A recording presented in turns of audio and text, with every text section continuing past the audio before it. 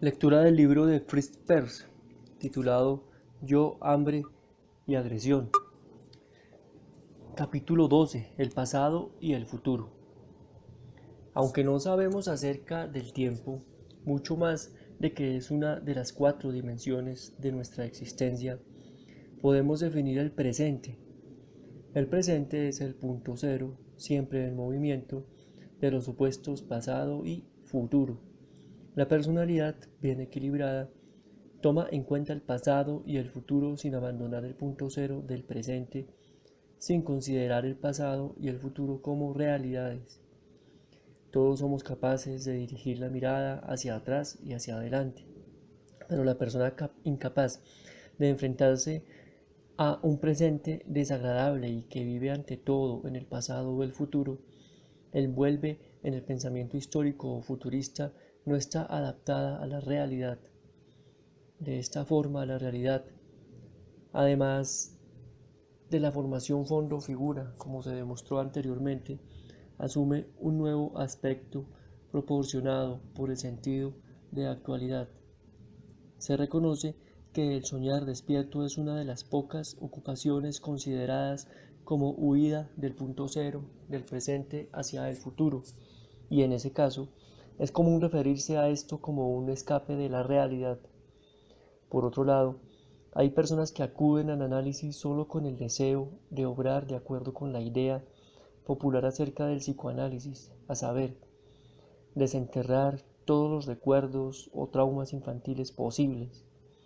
Con un carácter retrospectivo, el analista puede malgastar años siguiendo este caza de pato salvaje, por estar convencido de que ahondar en el pasado es una panacea para la neurosis.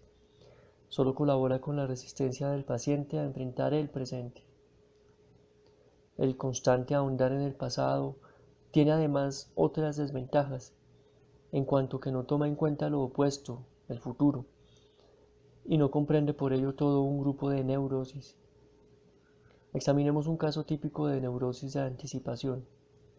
Una persona, al ir a acostarse, se preocupa acerca de cómo dormirá. Por la mañana tiene una gran resolución respecto al trabajo que realizará en su oficina. Al llegar allí, no cumplirá sus resoluciones, sino que preparará todo el material que pretende comunicar al analista, aunque no ofrecerá este material en el análisis. Cuando llega el momento de emplear los hechos ya preparados, su mente se ocupa en que espera cenar con su amiga, pero durante la cena hablará a la joven acerca de todo el trabajo que tiene que realizar antes de ir a la cama, etcétera, etcétera. Este ejemplo no es una exageración, porque hay muchas personas que siempre están unos pocos o millas más allá del presente. Jamás recogen los frutos de sus esfuerzos, ya que sus planes nunca establecen contacto con el presente, con la realidad. ¿De qué sirve así hacer que una persona perseguida por miedo inconsciente de inanición se dé cuenta de que su miedo se originó en la pobreza experimentada durante su infancia? Es mucho más importante demostrar que el dirigir su mirada hacia el futuro y tratar de conseguir seguridad echa a perder su vida presente, que su ideal de acumular riquezas superfluas está separado y aislado del sentido de vida. Es esencial que esa persona aprenda el sentido de sí mismo, que restaure todos sus impulsos y necesidades, todos los placeres y dolores, todas las emociones y sensaciones que hacen que la vida sea digna de convertirse y que han llegado a convertirse en un fondo o han sido reprimidas a favor de su ideal dorado. Debe aprender a realizar otros contactos en la vida, además de sus realizaciones de negocios. Debe aprender a trabajar y a jugar. Esta gente desarrolla neurosis clara una vez que han perdido su único contacto con el mundo, el contacto de negocios. Se conoce esto como la neurosis del hombre de negocios retirado.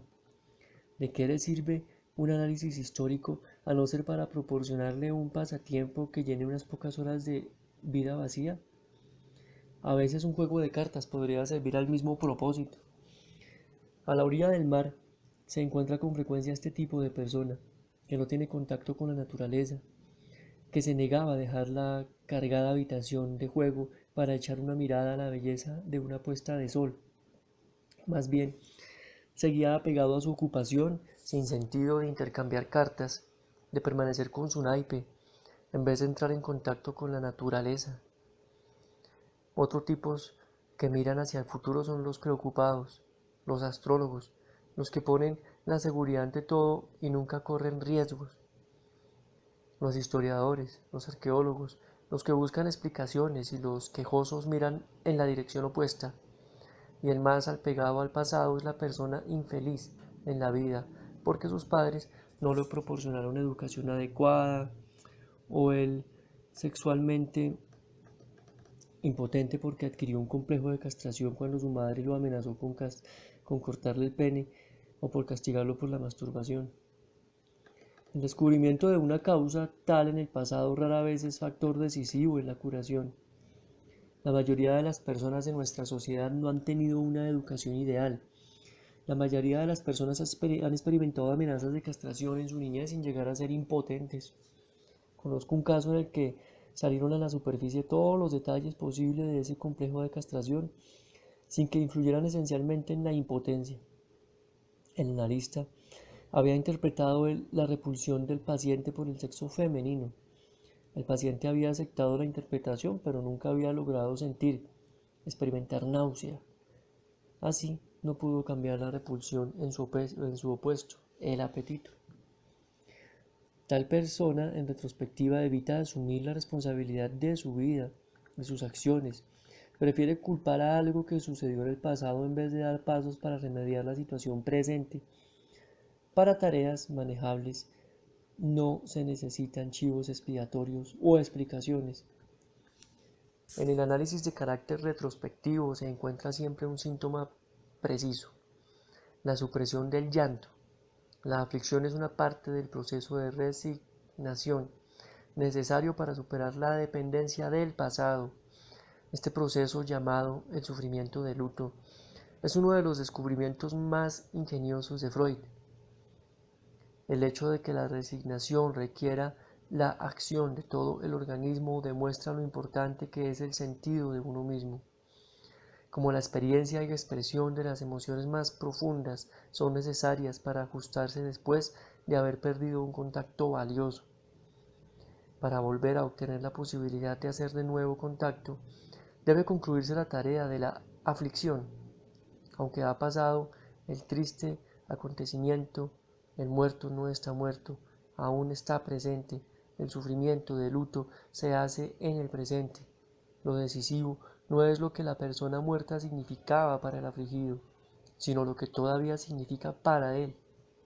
La pérdida de una muleta no tiene importancia cuando uno fue herido hace unos 5 años y ya está curado. Importa tan solo si todavía está cojo y necesita la muleta. Aunque he tratado de desaprobar el pensamiento futurista e histórico, no deseo producir una impresión equivocada. No debemos despreciar por completo el futuro, por ejemplo, el planear, o el pasado, situaciones no concluidas, pero debemos darnos cuenta de que el pasado se ha ido, dejándonos cierto número de situaciones inconclusas, y que el planear debe ser una guía hacia la acción, no una sublimación o un sustituto de ella. La gente con frecuencia comete errores históricos. Con esta expresión me refiero a confundir los datos históricos, sino a tomar erróneamente el pasado por situaciones actuales. En la esfera legal hay leyes todavía valiosas que hace mucho han perdido su razón de ser. Personas religiosas mantienen también dogmáticamente ritos que tuvieron en otro tiempo sentido, pero que están fuera del lugar en una civilización diferente. Cuando al judío antiguo no se le permitía conducir un vehículo en sábado, la cosa tenía sentido, ya que el animal de carga debería tener un día de descanso. Pero el judío piadoso de la actualidad se somete a molestias innecesarias al negarse a utilizar un tranvía que en todo caso sigue caminando. Transforma algo con sentido en un sinsentido, al menos así nos parece a nosotros. Él lo ve desde un ángulo diferente. El dogma no podría retener su dinámica, ni siquiera podría existir si no estuviera sostenido por el pensamiento futurista. El creyente cumple la regla religiosa con el fin de estar en el libro bueno de Dios, para lograr prestigio como persona religiosa o para evitar desagradables remordimientos de conciencia. No debe sentir el error histórico que comete, pues de otra forma su gestal vital, el sentido de su existencia, se resquebrajaría y se vería hundido en una confusión mayor por la pérdida de su sostén. Los errores futuristas son parecidos a los históricos. Contamos con algo, esperamos algo y nos sentimos desilusionados, tal vez muy desgraciados, cuando no se realizan nuestras esperanzas. En este caso nos sentimos muy inclinados a culpar o al destino, a otras personas o a nuestra propia falta de capacidad, pero no estamos preparados para percibir el error fundamental de esperar que la realidad haya de coincidir con nuestros deseos. Y evitamos ver que somos los responsables de la desilusión que surge en nuestra expectativa, en nuestro pensamiento futurista, especialmente cuando pasamos por alto la realidad de nuestras limitaciones. El psicoanálisis no ha tenido en cuenta este factor esencial, aunque ha tratado en abundancia las reacciones de desilusión. El error histórico más importante del psicoanálisis clásico es la explicación indiscriminada del término regresión. El paciente evidencia un desamparo, una confianza en su madre impropios de un adulto y se convierte en un niño de 3 años. Nada hay que decir en contra de un análisis de su infancia, si es que se recalca en forma suficiente el error histórico del paciente, pero para darse cuenta de un error, debemos ponerlo en contraste con su opuesto, la conducta correcta. Cuando se deletrea en forma errónea una palabra, no se puede eliminar el error a no ser que se conozca el deletreo correcto. Esto puede aplicarse de la misma forma a los errores históricos o futuristas.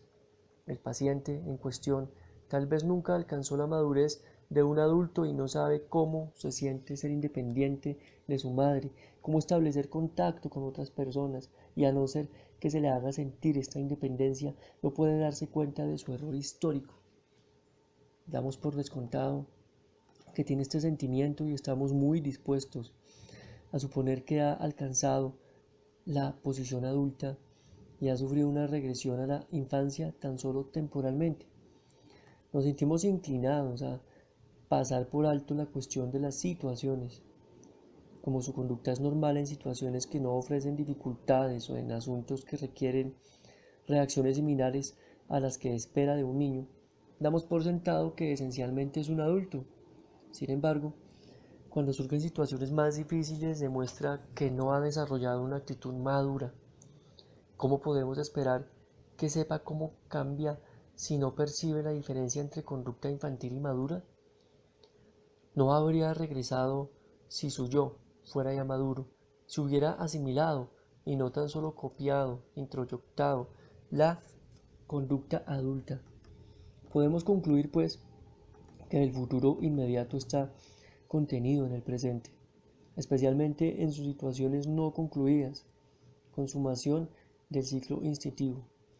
Grandes partes de nuestro organismo están construidas para propósitos.